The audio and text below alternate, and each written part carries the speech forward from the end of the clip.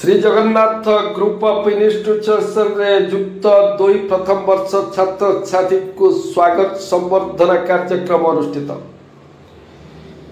बालेश्वर शिल्पांचल निकटस्थ Shri Jagannath group of institution रे युक्त 2 प्रथम वर्ष छात्र छात्री को स्वागत करने एक स्वागत संवर्धना कार्यक्रम अनुष्ठित हो जाइछि। यह कार्यक्रम में मुख्य अतिथि भाव सांसद प्रताप चंद्र षडंगी जोगदे कार्यक्रम को उद्घाटन करने छात्र छात्री को विभिन्न महापुरुषों जीवनी संपर्क में उदाहरण देवा सहित सेमानक नीति और आदर्श अनुप्राणित होगा परामर्श देते। एसहित सांसद कठिन परिश्रम सह निर्दिष्ट लक्ष्य नहीं पाठ पढ़ा छात्र छात्री को वार्ता देते।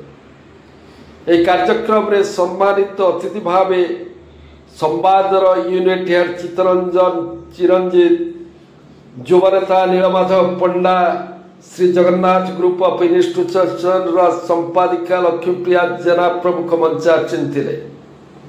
अन्यतम अतिथि भाव इंस्टीट्यूशन निर्देशक गंगाधर जेना जोगदे Shri Jagannath group of institution रे पाठ पढ़ा सहित छात्र छात्री को श्रृंखलित मार्जित होगा शिक्षा दि जाए बोली मत व्यक्त करते।